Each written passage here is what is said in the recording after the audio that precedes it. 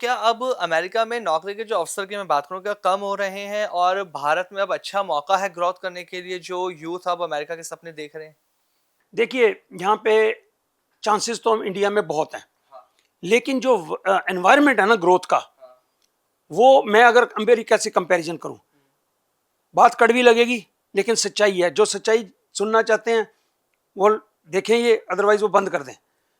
हमें अपनी कमियां देखनी पड़ेंगी। क्यों नहीं हम अमेरिका बन पा रहे? सब काबिलियत होने के बावजूद यहाँ से लोग जाते हैं, वहां पे कंपनियों के सीईओ होते हैं। यहाँ पे क्यों नहीं वो इतनी कामयाबी ले पाते? आप ये बताओ कि रिसर्च में कौन सी कंपनी यहाँ पे रिसर्च पे खर्च करती है पैसा? रिसर्च क्या, उनका बजट होता ही नहीं है। एप्पल एप्पल ऐसे ही नहीं है, एनवीडिया एनवीडिया ऐसे ही नहीं है, टेस्ला ऐसे ही नहीं है। उन्होंने रिसर्च के ऊपर खर्च किया। ग्रोथ का एक ही तरीका है, आप रिसर्च करो, इनोवेट करो। इंडिया में इनोवेशन नहीं है। बिल्कुल इनोवेशन ज़ीरो है। राइट, आईआईटी के बच्चे हैं, वहां पे जाके कमाल कर देते हैं। यहाँ पे इंडिया में कुछ नहीं कर पाते। क्यों? क्योंकि वहां यहाँ पे आपको मौका ही नहीं दिया जाता, फंड्स ही नहीं अवेलेबल हैं। जो आदमी रिसर्च करना चाहे, मैं 25 साल पहले था जी, मैं फार्मास्यूटिकल इंडस्ट्री से हूँ। तो फार्मास्यूटिकल की कंपनी थी डॉक्टर रेड्डी लैब। 25 साल पहले मैंने सुना, उन्होंने कहा जी अगले 2 साल में हमारे इतने मालिक्यूल आ जाएंगे।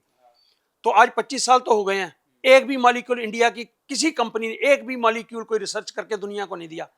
क्या कर नहीं सकते थे? कितनी बड़ी बड़ी कंपनियां इंडिया में, लुपिन है, रखो 10% बजट रिसर्च के लिए, प्रोडक्ट निकालो, दुनिया को दो। क्या हमने दुनिया को दिया है? अब सुनो, एक भी प्रोडक्ट, एक भी, मैं एक भी कह रहा हूं, इंडिया का प्रोडक्ट, आप बताओ कि यूरोप में, अमेरिका में एक भी प्रोडक्ट, ब्रांड जिसे कहते हैं, आप माइक्रोसॉफ्ट, कोका कोला, जितने भी ब्रांड्स देखते हो अमेरिका के, यूरोप के, यहां पे बिकते हैं ना, इंडिया का एक भी ब्रांड बता दो जो जाके अमेरिका में बिक रहा हो। तो क्यों नहीं है? क्या काबिलियत नहीं है हमारे यहां? कारण सोचो ना, बैठ के मंथन करो कि भैया क्या कारण है हम कोई दुनिया को कोई चीज नहीं दे सके। फार्मास्यूटिकल इंडस्ट्री मॉलिक्यूल दे दे कोई। क्या साइंटिस्टों की कमी है हमारे यहाँ?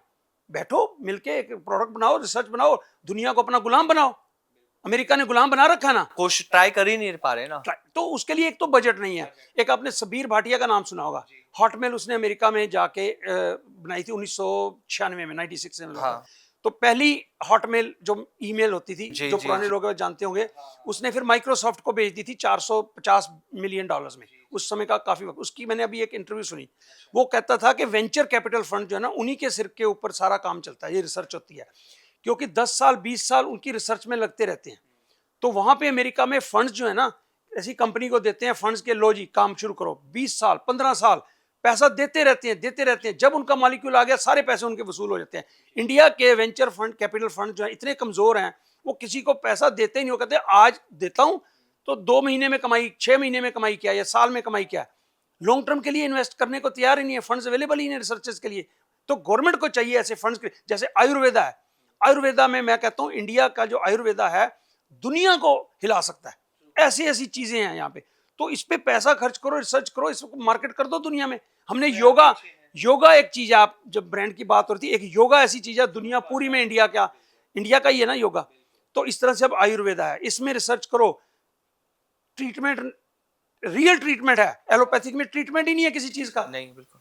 आप बीपी की गोली खाते रहो सारी जिंदगी, कभी क्योर हुआ कोई बीपी वाला बंदा? थायराइड वाला को बंदा क्योर हुआ? तो आयुर्वेद में भाई साहब इनके इलाज हैं जड़ी बूटियों में। तो इनको क्यों नहीं आप रिसर्च करके, इन्वेस्ट करके दुनिया के सामने पेश करते?